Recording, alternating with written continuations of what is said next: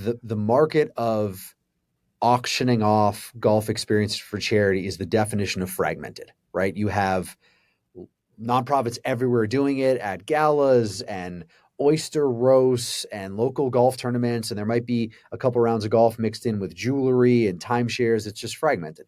And so what I did is I essentially I'm trying and sort of have to some degree, take some of that fragmentation and put it together in one consolidated platform, right? Which ultimately will allow a better user experience, because then people who come to our community know that they can go right to this community and have access to an incredible array of golf experiences for amazing charities.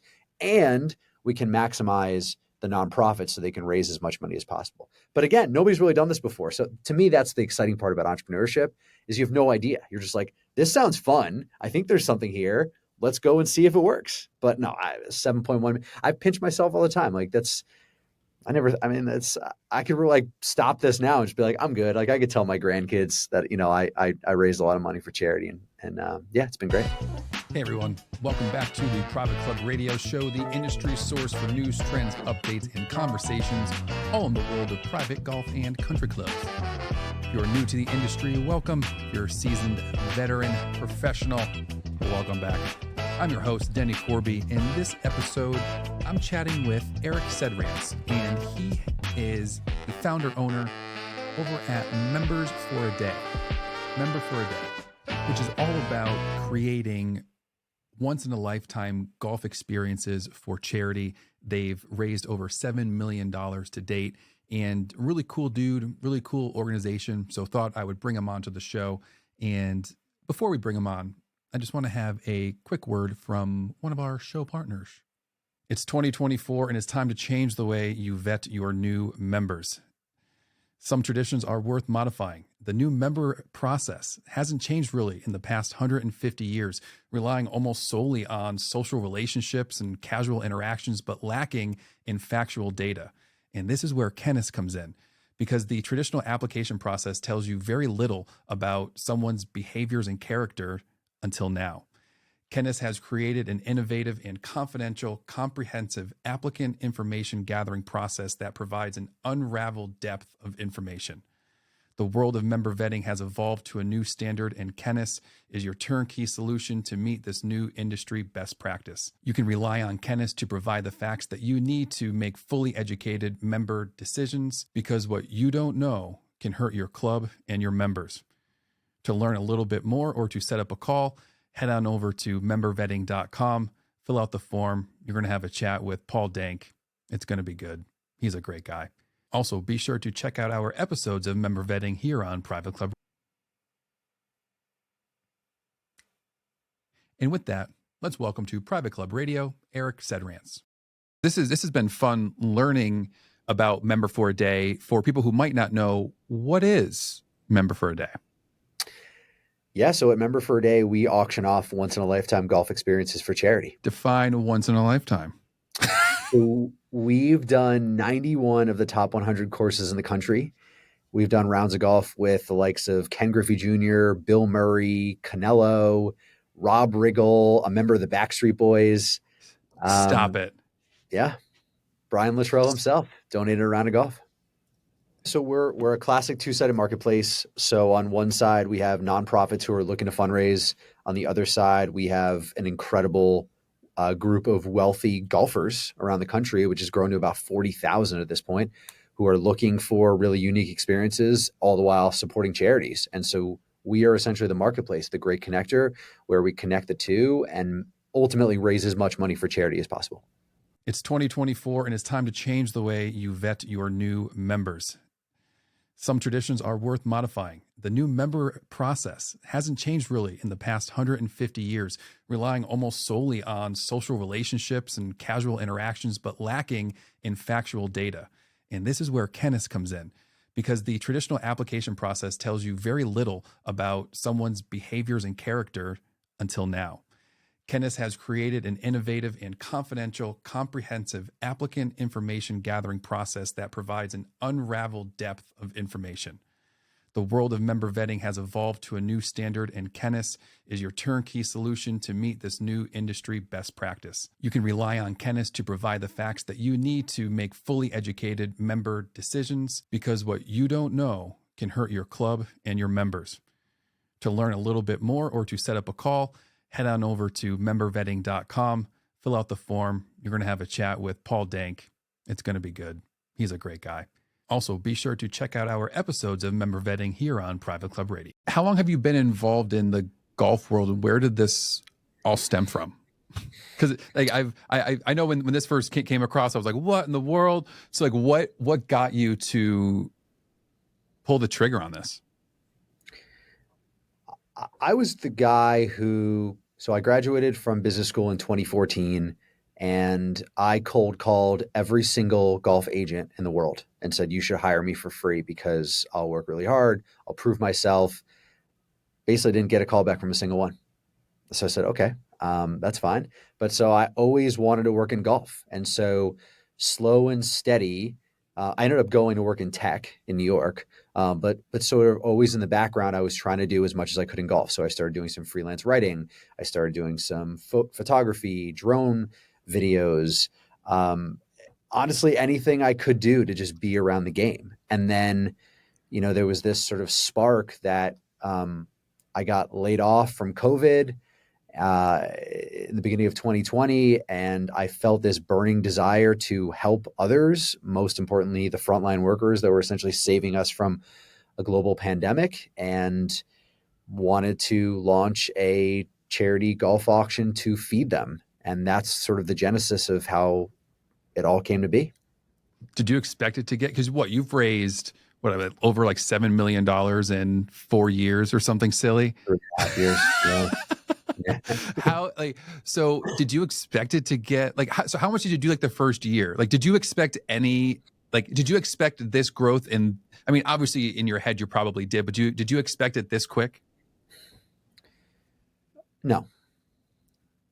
Because nobody's ever really done this before, right? When you think about what I'm doing is the market of auctioning off golf experiences for charity is the definition of fragmented, right? You have nonprofits everywhere doing it at galas and oyster roasts and local golf tournaments. And there might be a couple rounds of golf mixed in with jewelry and timeshares. It's just fragmented.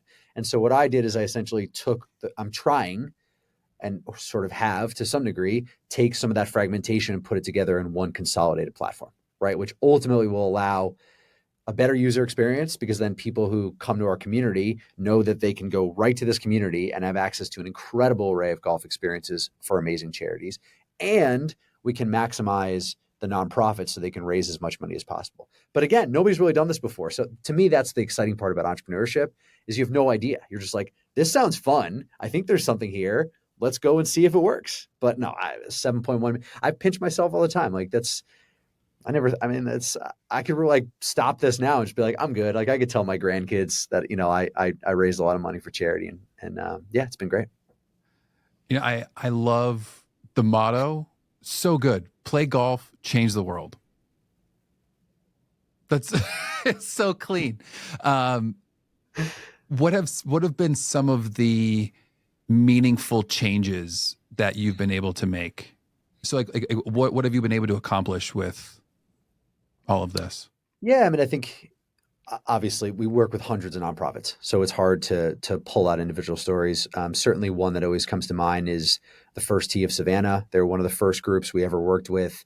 Actually, before we worked with them, they didn't even exist. They were previously a First Tee chapter, and then they shut down for a few years. And then right around the time that I was kind of starting this endeavor, we connected with them with the goal of trying to bring them back. And at the time when we met, they essentially had no money in the coffers, no students, nothing. We've now, in 3 auctions with them over the course of 3 years, have raised well over $500,000. And I forget the latest numbers, but it's crazy. I think it's hundreds of golfers, if not thousands, that are learning the game in Savannah. And, they were able to hire an executive director, and it's just it's so cool to see literally their journey of essentially restarting a First Tee chapter, from zero to flourishing.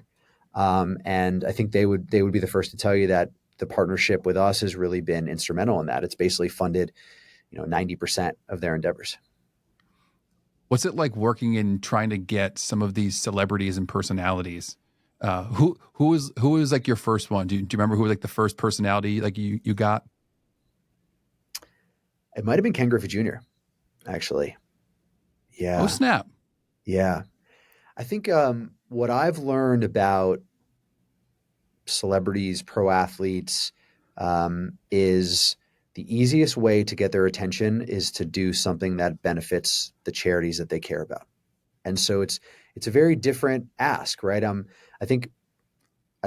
know that celebrities and pro athletes get asked to do a million things under the sun, but how often do they say, we can do something to benefit the charity that you care about? And through that, I've just found that it's the fastest way to get a celebrity or pro athlete to say yes and commit their time. So thankfully, it's been peaches for us, honestly, since we started. Have you ever read the book The Third Door No, never even heard of it. by Alex Banainen? It's a good one. Hmm. It was just a phrase that you said about, when you want to work with somebody, do their like get involved like with their charities and stuff. It was just like an interesting book on like an approach of like a way to life. There's Yeah. three ways to get into to every place. There's like the front door that everyone always walks into. There's like the back door where you can go in, but you have to go through. But then there's also like the side window that Hmm. you have to get through there and then walk through a closet and then sneak through the kitchen, but like you eventually like get in. So it's like using things like that. You don't go through like their agent. You don't do this. It's like, hey, you go through like the back. You find that little spot where you can sneak in through a charity of some sort, or like you find what they're passionate about and work to that. Well, that's the other thing, Denny, is the beautiful thing about, at least when we're talking about pro athletes, is pretty much all of the former pro athletes play golf. Like you don't see former pro baseball players playing baseball. You don't see a lot of former pro football players playing football. I mean, maybe flag football, but not honestly, they don't even really do that. They play golf. And so there's this weird thing where golf is this great connector. And it's been wonderful because it's instead of us having to really branch out and start offering up different experiences, maybe it's like throw a football with Joe Montana, we could just do play golf with Joe Montana. So it's still golf, but it's also football. And so that's allowed us to kind of branch out, yet still be hyper focused on golf. It's got to be pretty hard putting all of these together. What are like I don't want to say challenges, but like it's what are some common like hurdles that you're running against trying to put these together? Well, the beautiful thing about our platform is the nonprofits are the ones getting the golf experiences. So they reach out to their donors, their networks, their connection, they get the golf experiences. The challenging part, which nobody really ever sees or talks about, is the scheduling of these, because you're talking about, especially if there's a celebrity pro athlete in part of it, their time is they're busy, Yeah. they don't have a lot of time, and then we're connecting three other individuals and trying to find a date where most likely a bunch of them are going to fly in, and so it's something that I think anytime you are working on multi-party scheduling, it's complicated. Like think about any time you've planned something with your friends where you're trying to find a date to go skiing or whatnot. It's hard to find dates that work for everybody. And so we try our best every day, and we're getting better and better every day of just trying to make scheduling as easy as possible. But it's inherently challenging, and it always will be. So what does when like I win the auction, what does a day look like? Can you walk us through what it looks like for someone who wins an auction Yeah. golf experience? Yeah. I mean, the standard package that we have is a threesome with a member. So, let's say it's a Baltimore Country Club. It's probably going to be we'll figure out the scheduling, we'll figure out the date. It might include travel, it might include accommodations. Our standard is usually just the golf. So obviously, from that perspective, you would have to figure out your travel and accommodations. But essentially, yeah, we would introduce you so you know who your host is, show up, and honestly, you just have a great time. And and just have 4.5 hours of a round as if you were just truly a member for a day, or just better, just a guest, right? You're a guest of that host. So it's, and obviously, we just hope that all of our hosts are amazing representations of the brand. Obviously, they're amazing representations of the nonprofit. And yeah, you just have an awesome time at 4.5 hours. And who knows, I think the beautiful thing about our platform is we make these connections and then we don't really see that next level. We hear about them every now and then. And sometimes what happens is the person who won is a member at a different course. And so they'll say to the host, thank you so much for having me at BCC. Let me host you at my club. And then those relationships start to build. And so we've seen that. It's those like secondary relationships that form because of it. But they happen off platform, so we don't really know it, but we know that they are happening. Is there I know it's probably, so wide. Now I was looking on the site, so as I'm even saying it, but is there an average amount that your typical nonprofit will walk away with? Or how does some of that work? So now my head is going into numbers, now how does that work on that aspect? For sure. So over the course of 3.5 years, we've auctioned off thousands of golf experiences, and the range is wide. And I mean, really wide. Like on the low end, we're just talking about individual rounds of golf for 3 people. On the low end, maybe $500-$600. On the high end, we've sold individual threesomes for $26,000. So the range is huge. Yeah. The average of what the threesome is kind of in that $3,500 range is what the typical is. So a little over $1,000 a person. But then keep in mind when we do auctions with a nonprofit, they have multiple golf courses. So usually our average auction has between 15 to 20 golf experiences. Add up, the average goes for about $3,000. So the typical auction that we do grosses around $50,000 for charity. Hell yeah. That's kind of our average at this point. The bottom line is the more exclusive the golf experience, the better, right? I mean, so I think to some degree, well, our platform basically has become a marketplace. It's essentially a public stock market for exclusive golf experiences for charity, right? And so the market kind of determines the value, which is wild because sometimes, I think one's going to go for a ton and it doesn't. I think another one is not going to go for a ton and it goes for a crazy amount. And just the market determines it, which is a beautiful thing to watch. So it really is sort of it's the one caveat of working with us, that the nonprofits have to, through their donor networks, through their connections, be able to get great golf experiences. And the higher up they're getting, the more money we can raise, right? So your average private golf course might be a great golf course, but nationally, or maybe even outside of regionally, it's not really known. Yeah, it might raise $800,000 for a threesome. But, then you start to get into like a Baltimore Country Club, probably going to raise $3,000 to $5,000. Then you might get into something like a Marion, which raises $10,000 to $15,000. Then you get into Shinnecock, which might raise $15,000 to $20,000. Then you might get into Grove 23, Michael Jordan's club, which is like the hottest club right now in the world, $25,000 to $30,000 all day long for a threesome minimum. So it really just depends on I think the people that we're catering to are people who have been very successful in their life for whatever they do. Most likely drive nice cars, have a great house, but they're looking for those experiences that money truly can't buy, or in this case, it can through charitable donations. And they just might not know someone who's a member of Shinnecock or Grove 23.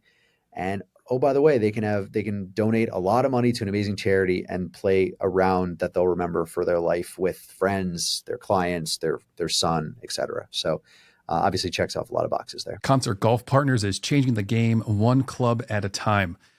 Since their inception in 2001, they've been on a mission to preserve and elevate private clubs, pouring capital into enhancements that matter. But what sets them apart?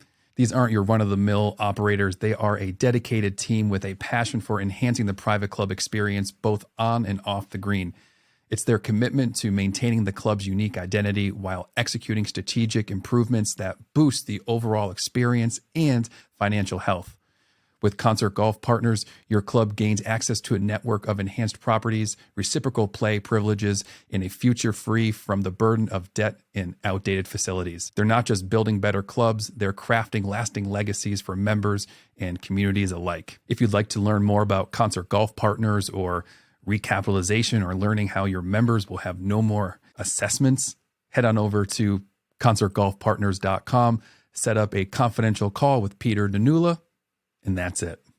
Simple as that. Also, be sure to check out our episodes of Board Chats here on Private Club Radio, brought to you by our friends, you guessed it, Concert Golf Partners. You said you've done, 91 of the top 100 courses? Yeah. Are there any courses still on your bucket list that you would like to include in your auction, or ones that may be a little bit different or unique that you haven't gotten to? Yeah. I mean, listen, there's there's a little golf course down in Augusta, Georgia that would be amazing. Right. And I know obviously for a lot of reasons they're strict with this kind of stuff, but I've just always thought in my heart of hearts that there's an opportunity that we could raise millions, if not tens of millions of dollars for charity. And I don't know. I truly believe that in due time, a conversation will happen and maybe we'll get something done. I think when I saw Dude Perfect hitting hockey sticks around Amen Corner, it's like, this is interesting. Maybe Augusta National is starting to think a little bit broader. And so, again, I know they do a lot of stuff for charity. I truly believe in my heart of hearts we could raise tens of millions of dollars for charity. And even at a club that does an incredible amount of fundraising and just overall revenue from the Masters, I still think that number is interesting. So yeah, for us, like, of course, the top of the top, right? Augusta, Pine Valley, Cypress. Again, I know they're really strict with some of this stuff for obvious reasons, but the opportunity is there to raise such an incredible amount of charity, which is why I say play golf, change the world, is because I truly believe that if more of these private rounds of golf have a charitable impact, the global impact is so massive that it probably ends up becoming hundreds of millions of dollars. And so, yeah, for sure, the ones at the top, I'm hopeful, and I look forward to the opportunity to just at least have a conversation with them. You mentioned community and charity. Has your perspective on charity and community involvement changed or evolved since starting Member with a Day or Member for a Day? Yeah, I mean, listen, I think for some to some degree, we stay outside of like their day-to-day ops, right? Like, right. We're helping them fundraise, and then hopefully they're using that money to do good in the world. But like for us, we kind of stay away from it. Right. But I think the beautiful thing that I've kind of figured out is I didn't really realize that I always thought the world was for profit, or the world of business, let's say for profit, nonprofit. We're kind of in the middle. I think we would be described as a social enterprise because we are actually a for-profit business, but the overwhelming majority of the funds that we raise go to charity. I mean, we give an absurd amount of money to charity.